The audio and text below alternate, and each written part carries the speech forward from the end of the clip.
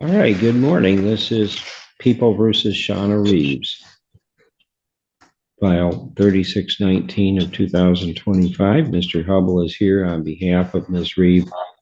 And I should note that Aaron Reeves, the victim, is here in the courtroom. Mr. Hubble, have you had an opportunity to review the report with your client, and is it accurate and complete? I have, Your Honor, and the only thing that we have to add is that she has reached out to community mental health and asked for a mental health assessment while she's been in jail. Wasn't able to obtain that, but she is receiving medication through them while she's been in jail.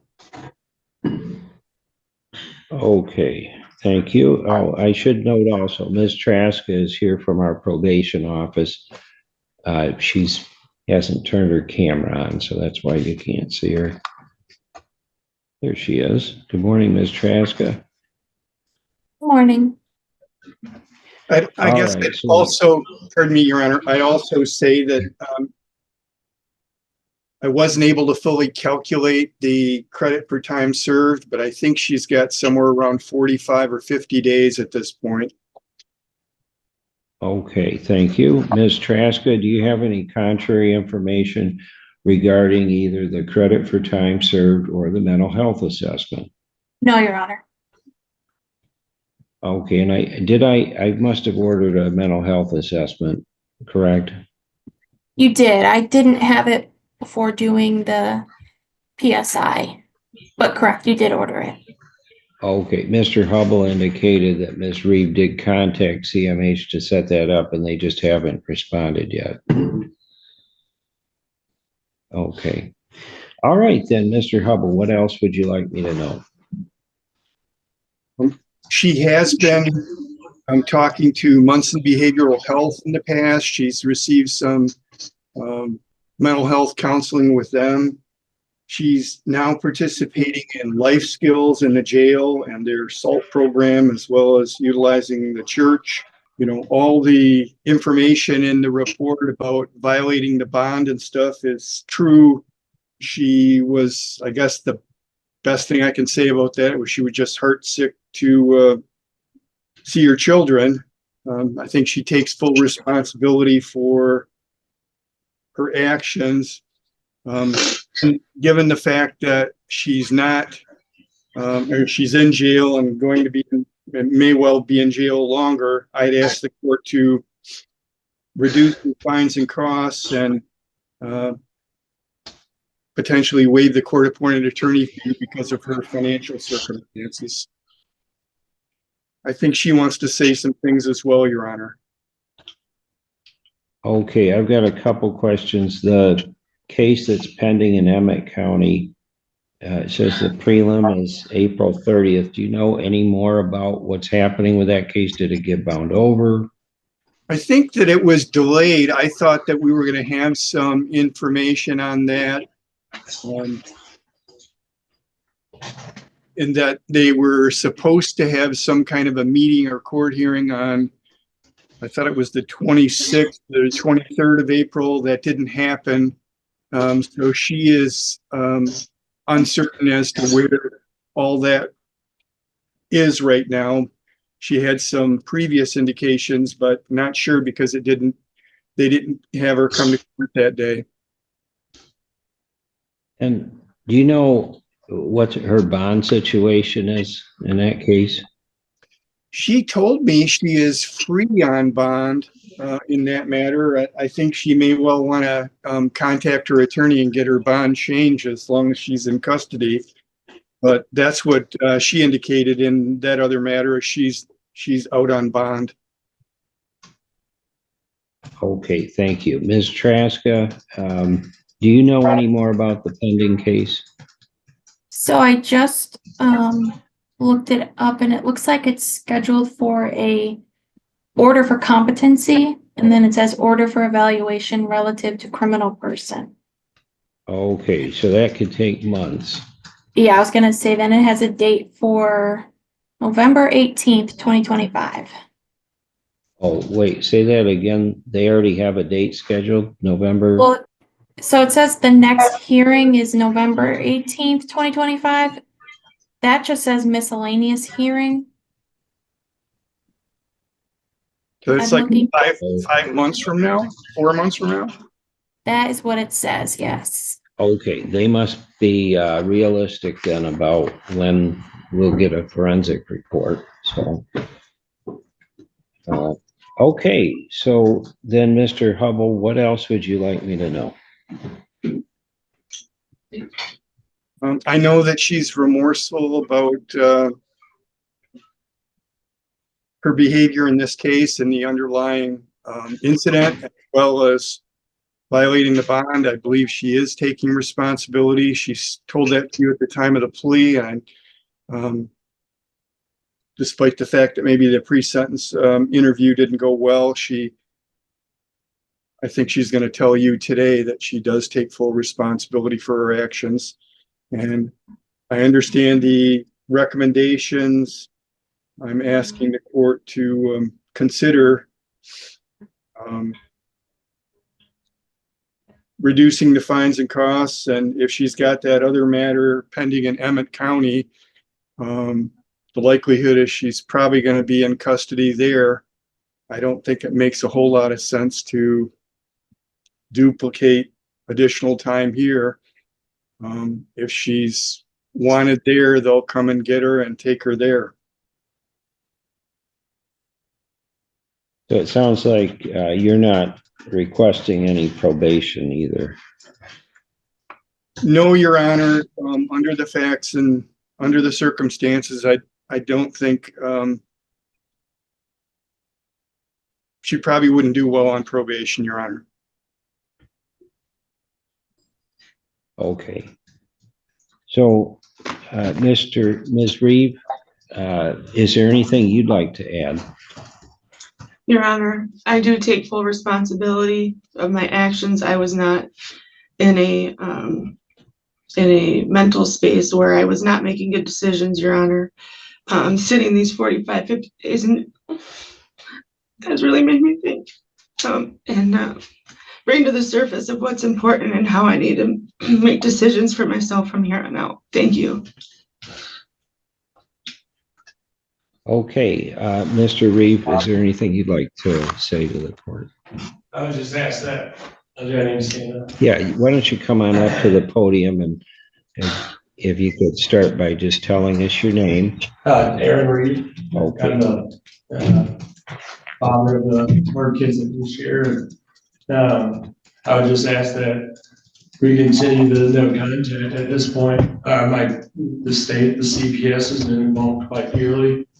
They don't want any contact with Shauna Reeve, and I personally don't. I don't feel she's ready for any contact with myself, with the kids. The counselor has also got a note that I'm going to be dropping off to you here today as well.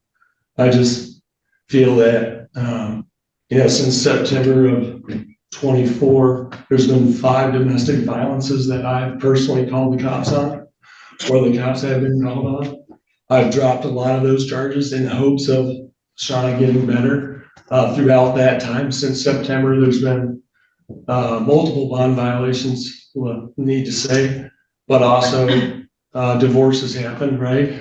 There's been a lot of defamation of my character as a person. And the bond violations have happened so many times, even since this last time she got out, that it's caused me to where I've had to get Airbnbs, multiple hotels, where she can just show up and show her last name and ID and get right in and scare the kids. And it's not fair to the kids at all. It's really not. So it's not about me, it's about the kids. I would request that if there is contact with the kids, that it be supervised. All right. I really do think that is something that we're gonna have to see actual action on versus talk. Okay. You said something about her being able to give her name and get in Airbnbs and so forth. Can you explain that more? Yeah, so there's been since January, I believe 11th or 13th, whenever this initial charge was on, Your Honor, that we can we're scared at our house because she just breaks in, she'll come right into the house, right, and she's not supposed to be there. And instead of me putting the kids in that type of situation, right, I've gotten multiple hotels, multiple ones where I'll buy, for instance, for a week. And Shauna will come with her ID, which has got my last name on it. So still they'll at this assume point. she must be okay. Be And able to get a card and come right in and scare the kids. And it's not, again, this domestic violence, I feel like if we review her initial statement, she said it was an accident. It's not been an accident. I've been able to, Your Honor, for a long time. I should have been calling the cops a long time ago, for years. So, okay, so she was working at the family business before all this. no, sir, not for 3 years. Yeah. Okay, so she really doesn't have any income or No, anything. sir. Okay. So, No, Your Honor, sorry about that. okay. All right. Anything else you want me to know? I just, I feel like it's the mental health aspect is huge, right? It's something that I've been wanting for Shauna, even though I'm not gonna be with Shauna or anything, I still want her to be healthy and be a mom for the kids. Eventually, when she's healthy enough, right? Yeah. Okay. All right. Well, thank you. I appreciate your thoughts. And Ms. Traska, is there anything you'd like to add? I would just add during the PSI, it was not much was said because she left in the middle of it. But she really didn't take responsibility for anything. And when asked about the several bond violations, she just kept saying that she didn't know that there was a no contact order, but then went on to say that they're her family, she didn't have anywhere else to go. Okay. Thank you.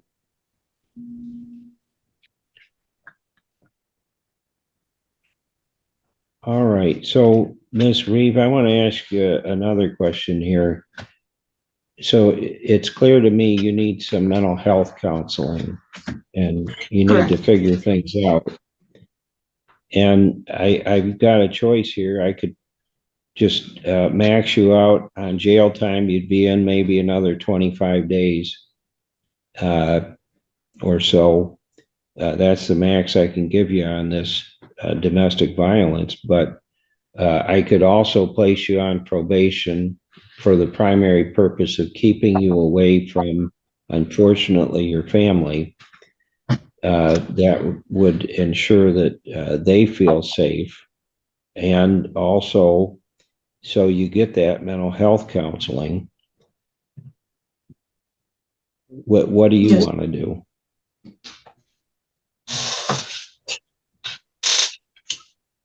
Your Honor, I do appreciate you getting me the mental health. I did have some appointments here scheduled on the outs. And with that being said, I will probably just sit the days. Okay, well, the fact is I cannot force someone to do probation if they're not willing to abide by my orders, and if they're not willing to get the help they need. So,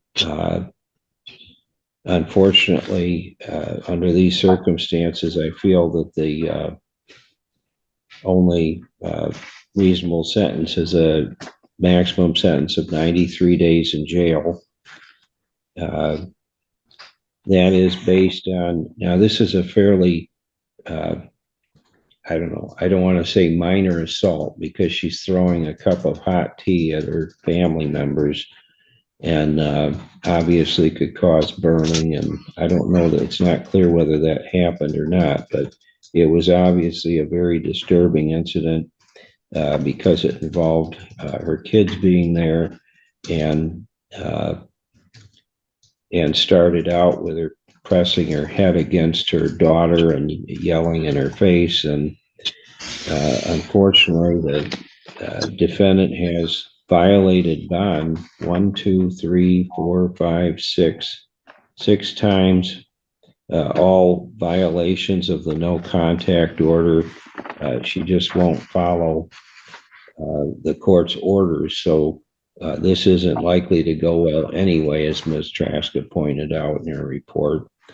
Because of that, if I were to place her on probation, and the defendant also has a prior criminal history, although there are no assaults, there is a resistant obstructive police officer that's pending as a felony in Emmett County. We don't know how that's going to turn out. But anyhow, the fact is, if the defendant violates her bond in that case, she may very well end up back in jail after her sentence is served in this case. And so that's at least some assurances she's going to follow through with the bond there. Anyhow, given all of those facts, I'm going to simply impose a sentence of 93 days in jail.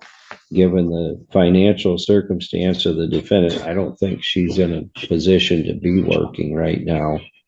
I'm going to waive fines. I'm simply going to waive all the fines and costs in this case. Mr. Hubble, is there anything else you'd like to add? No, thank you, Your Honor. Okay, well,